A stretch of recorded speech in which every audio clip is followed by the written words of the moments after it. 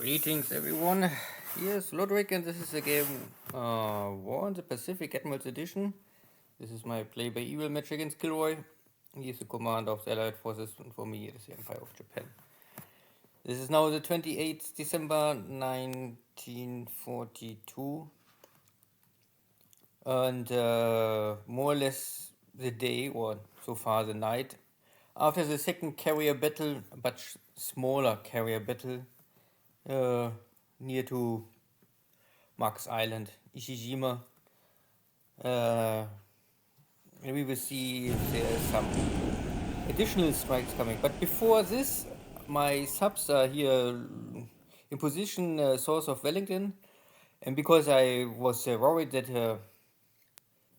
KilRoy will come with his battleships, because I saw he had 3 or 4 battleships, British battleships, all in this area. And he knows that I am unloading here troops, that he maybe come and try to bombard me here and catch me. So I had here some submarines in position, and I can find a Ramillis here and get at least 1 torpedo in. I mean, this is not enough to sink this battleship, but it will maybe force KilRoy to bring this battleship back to Wellington and to maybe get the flooding under control. At the same time, failed attack on a cargo ship here west of Ceylon, or Colombo.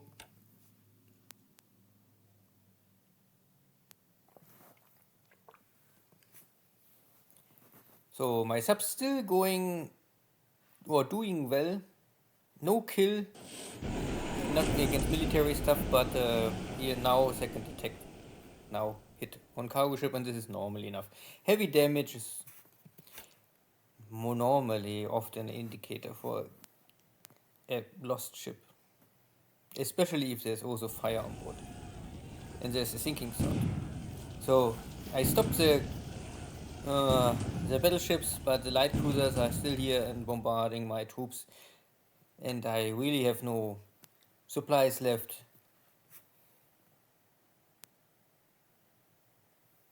So the problem is I have the attack value on paper, but if I don't have the supplies, I cannot attack. This will or dictate now the situation in Auckland. I normally must wait that my 3 new divisions can open the supply line again. And I must also find a solution for these British battleships. I mean, 1 battleship is maybe damaged, but not, I mean, it can still normally sail around and bombard me if you really want.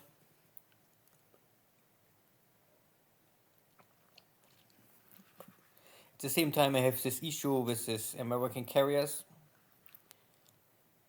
I know that 2 carriers got a torpedo hit, so maybe 2 American carriers are under repair in Pearl Harbor. And a 3rd carrier, I think the Lexington, just got 5 bomb hits.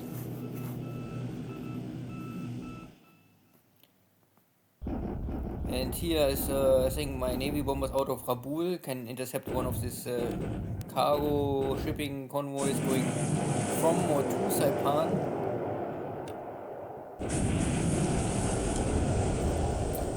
And I can create here a lot of damage with some troops on board, so this looks all like supply stuff.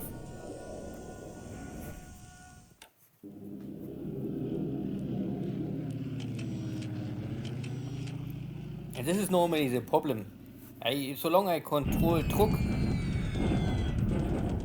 and Ishijima with my long-range torpedo bombers, there's normally no area that KilRoy can reach Saipan undetected. He's always in range of my torpedo bombers. So this is why he need normally carrier support. And if now 2 or 3 carriers are at least temporarily out of action for him, then he have a hard time to supply this bases. Oh, that was just a flick. Can happen.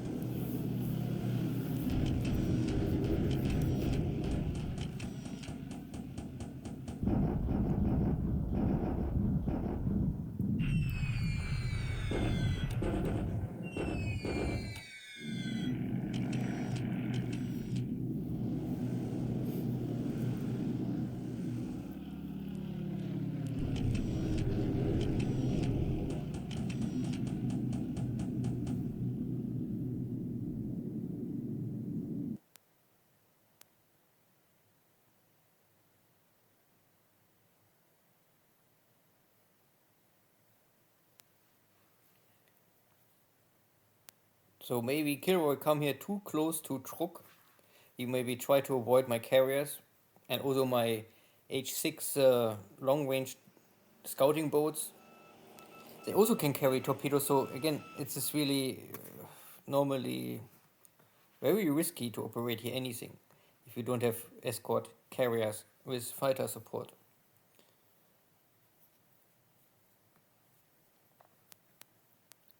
And at the same time, there are also my subs sometimes picking up one or two of them.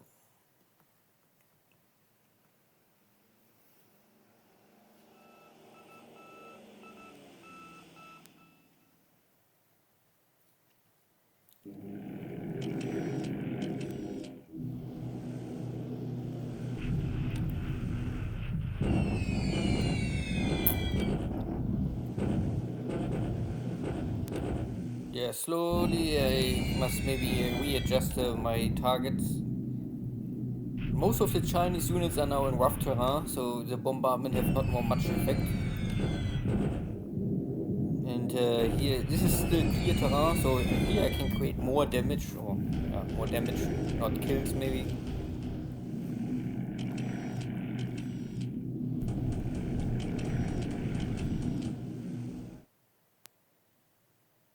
So it looks, both of our carrier fleets are disengaging. So I had I lost some of my torpedo bombers and heavily damaged to my fighter force. And again, I had only one fleet carrier, so my striking power was limited, and so I don't want to play here too risky. And I think then I return with my carrier to Ishijima to play it safe. So singing still under Allied control, but again I can destroy here more and more day by day. Still I have issues that I cannot get my assault values high up. Maybe this is also related to little supply shortage. But my engine is blowing up the enemy fort again. And this is again Auckland. And again, I can blow up the fort. It's a fort now of 0. But this time I really have attacker. I have already the information that my supplies are running low. And I can again destroy some Australian or New Zealand troops here. But if it's enough, I don't know. This is now the central front line.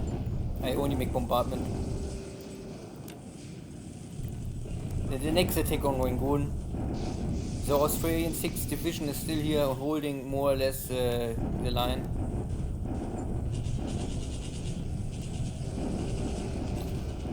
I blow up the next fort, but also still the defense is still too strong. This time I have really 100 lost destroyed units, so this time it was really more bloody for me. Maybe a little unlucky.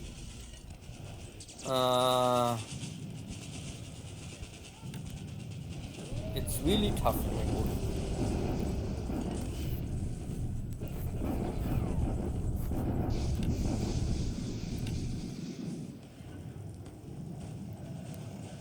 And this is Iwo Jima. I mean, I had no forces there. They take an empty base.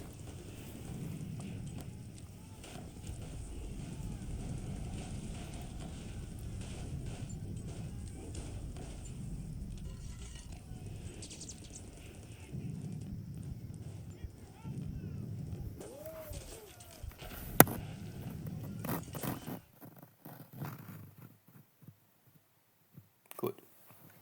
So the last days of April is coming.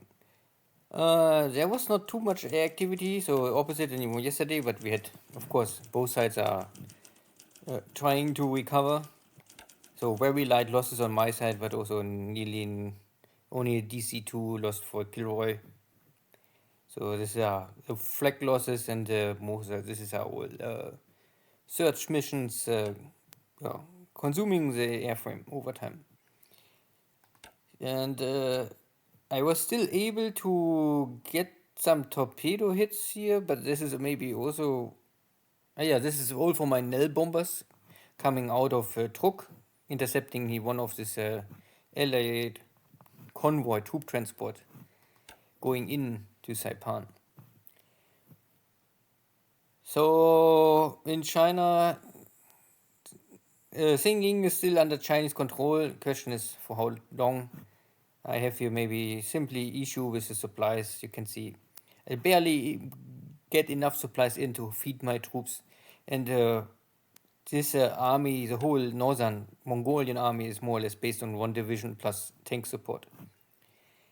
But I also bring the next, I create the next Sichuan Japanese army, so they are coming here in position.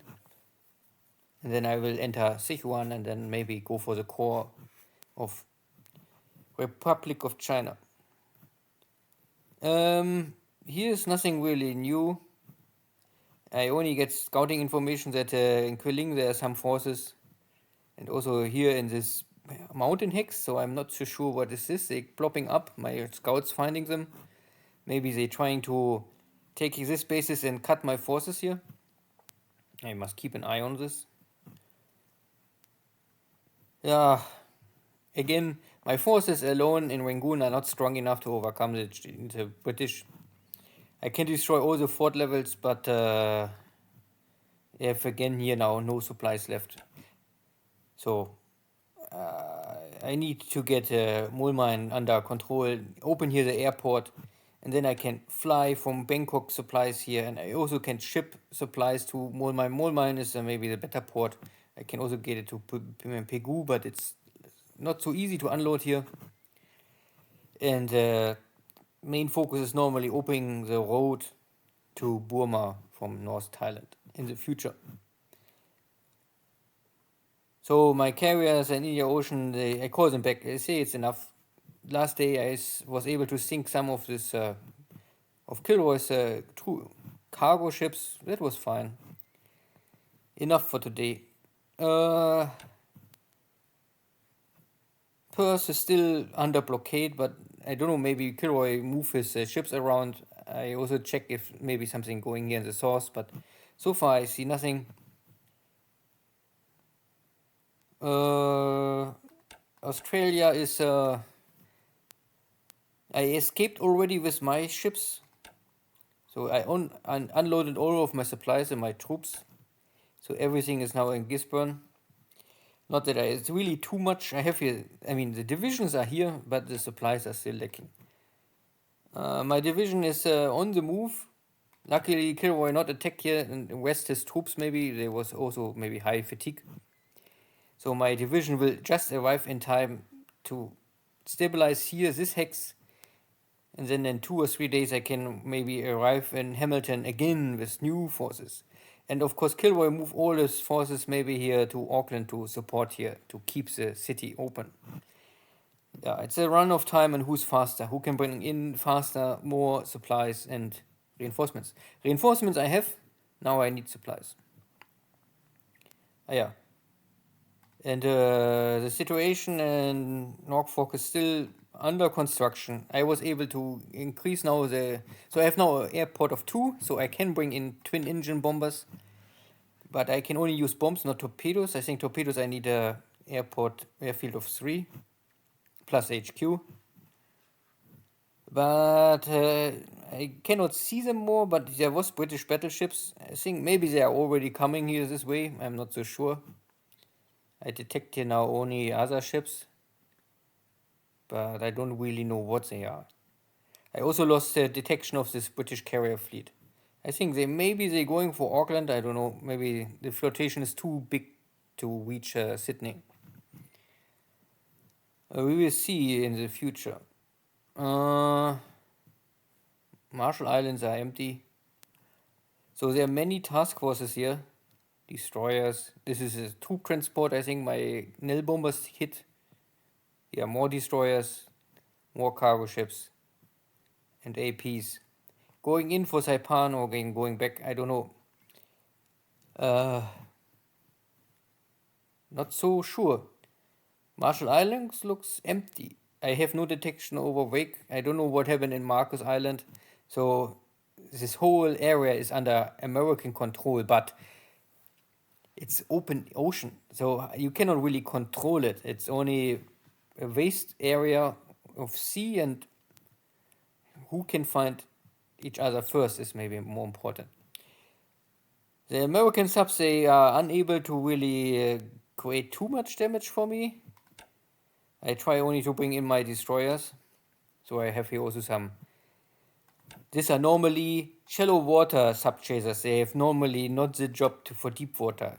I only try to reach here the shallow water line, and then it is maybe better.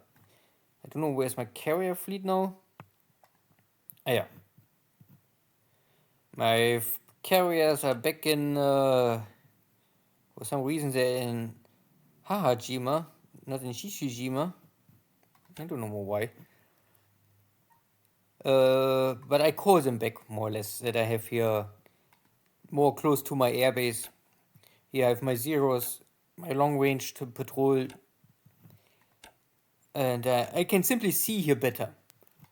If anything coming close, and here is also the Oscars, they're giving me normally protection. So if you have a major port where you unload and load a lot of stuff, you need normally always air wing is always on cap duty, and I make always this 50-50. Then normally you never must touch it more. Then it's never go up in fatigue. But it's up to the situation. If normally no specials, I mean, this is maybe the old time, and if you know there's an incoming attack, you can of course go up 60, 70, 80, or even 100.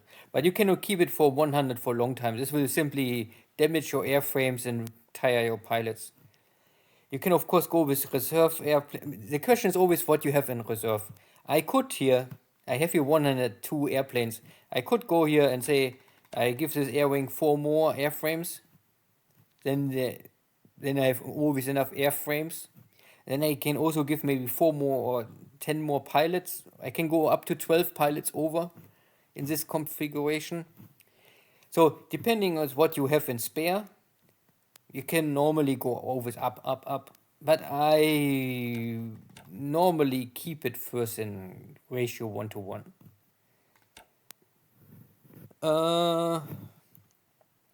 Yeah, so my carrier is now here. Now everything is safe. Shukaku had this 1000 pound bomb hit, but somehow it was not really too strong. It affected me not too much. My torpedo bomber air wing is okay. I'm now here back in training, but my zeros need here recover, so I come here and I can normally get here new airplanes. Need 2-3 days to fix them all. Need new pilots, but maybe in 2 or 3 days I'm already ready. And because I don't need to fix this kind of damage, this is still okay. Here is nearly no damage, so this is soon back under operations. You can see that I overstack this carrier. So long it's orange, it's okay. And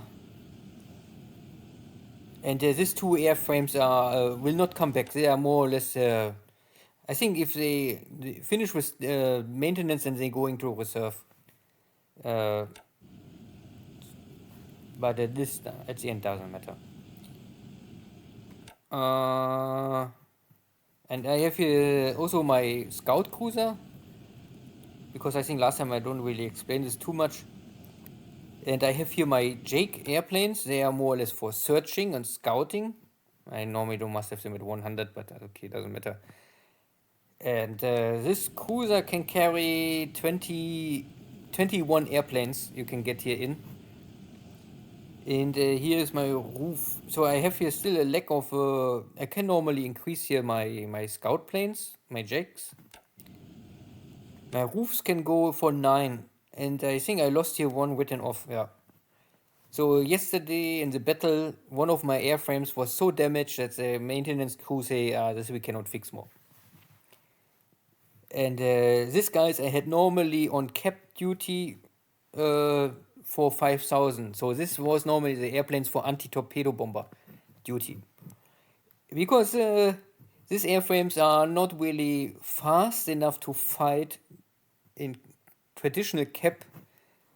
You can see that they have a low max speed.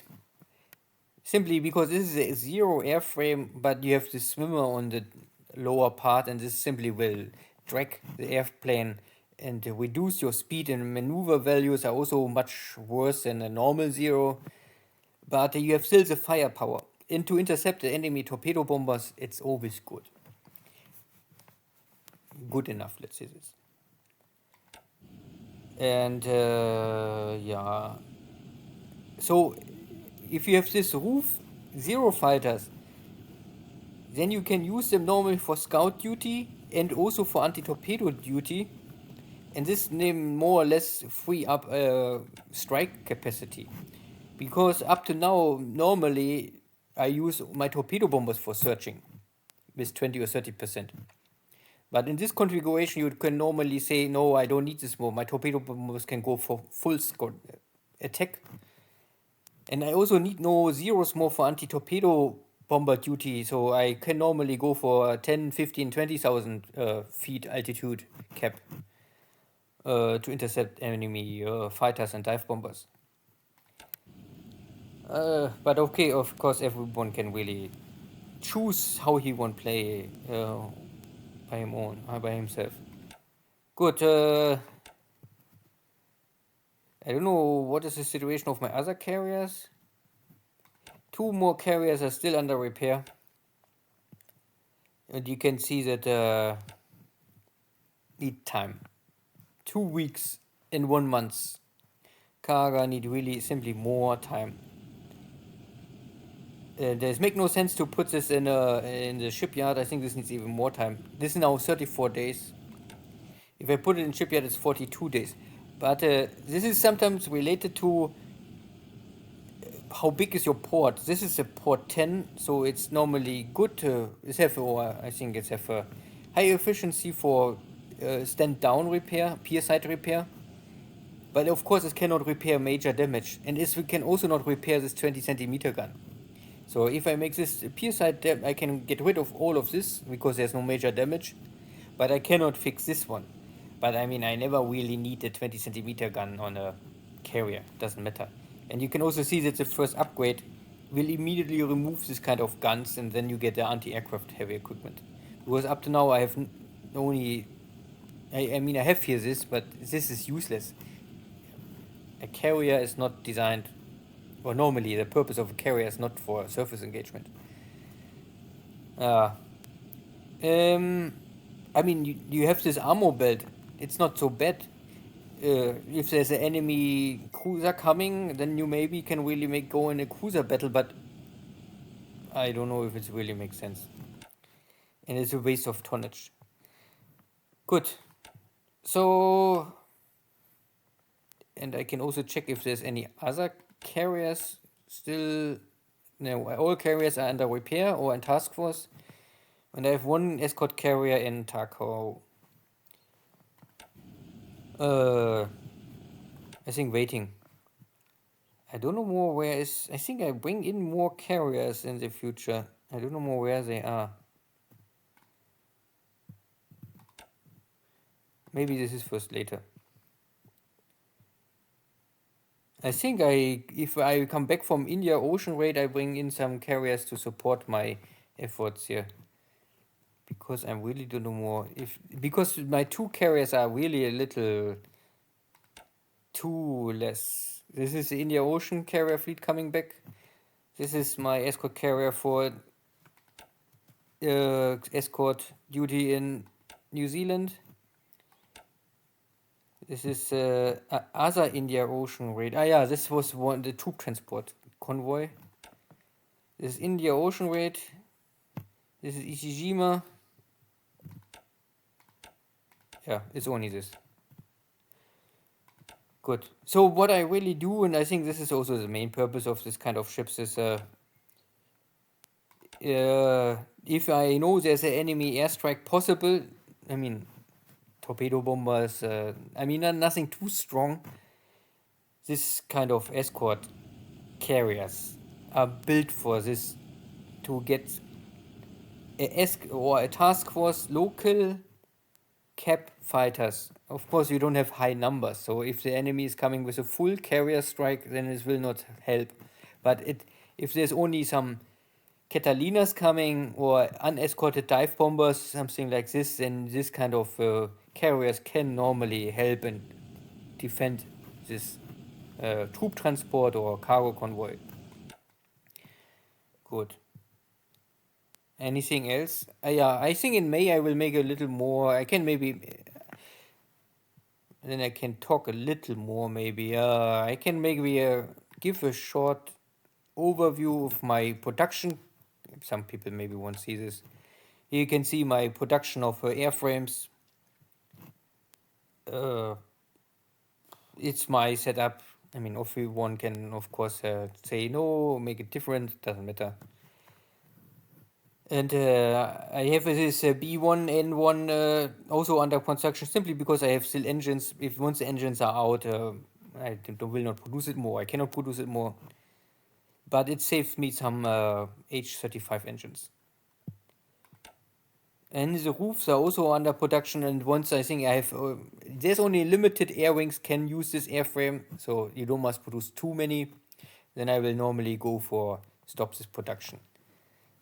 And the R&D looks so far okay. I think I have all airframes already on the A6M8, and I already pushed this 2 months or 3 months, and now 1 month next day I get already the next month's shortened. I'm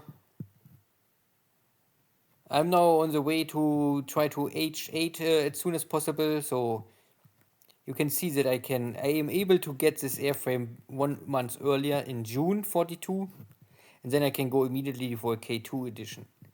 The K2 is then much better protected or armed.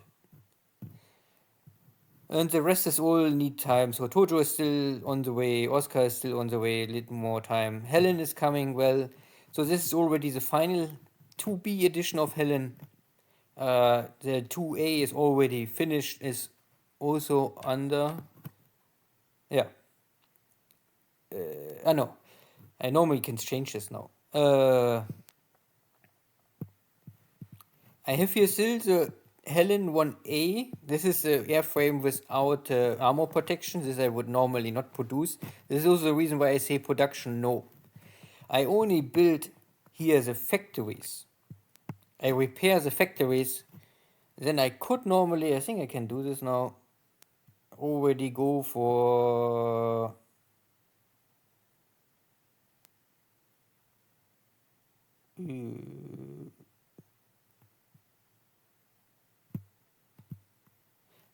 no.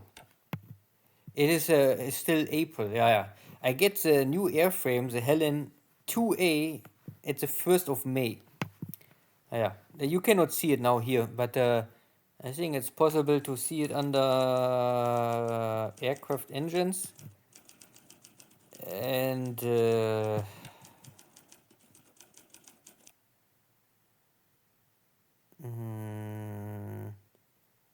or maybe better by type.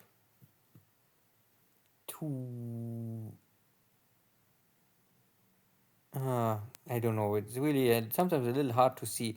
Here's the two. The game tell me I can already produce the Key 49 1A. The 2B is still under R&D, but it's missing the 2A. I don't know where's the 2A. But I know that the 2A is already finished.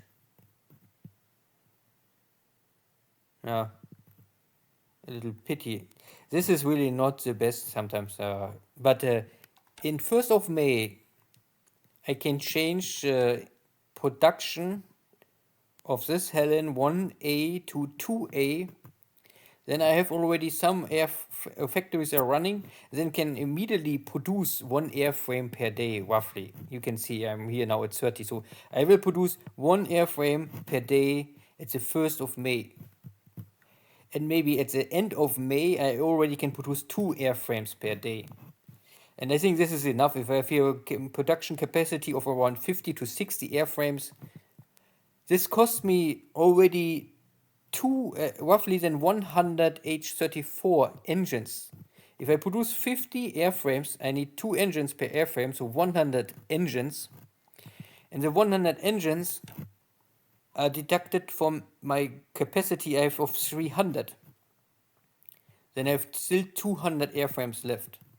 Now I have a pool of 725. But keep in mind that every A&D factory here of the Helens also need 1 engine per day. So 1, 2, 3, 4, 5 engines going also out here. So I need then more. So this is 30 engines per month, and this times 5. So this is also 150 engines are consumed by A&D. And the Tojos are also coming sooner or later. I mean, maybe still need some more time, but also every Tojo factory will ask for 1 engine per day. So 300 engines is not really too much. Later on, I must maybe even increase this, but I don't want to go too crazy on H-34, because H-34 is a dead end. Once I finish the A&D of the Helen, wait, where I find it? Once this is done, there is nothing more coming. Once this A&D is finished, I have no other project more for this factory. And the Tojo will go from 2A later on to 2C, and this is then also done. So there's really only 3 A&D projects for this airframe, or for this engine type left. The 2B Helen, 2A Tojo, and then 2C Tojo. And after that, I only need engines for production. And for production, I don't need so many engines. So this is why I don't go crazy for engine production. I see how fast I deplete my engine pool. But I don't need, once the ND is over, I don't need the 500 pool bonus more. Then I can simply let it slowly go down, slowly go down, slowly go down. I mean, how long you want to use a Tojo? I think latest in 44 you don't need normally more the Tojos. And also Helen bombers. I think this is for 43 a good airframe, but for 44 you need something else. Good. Enough for today. Thank you all. See you next time. Take care. Bye-bye.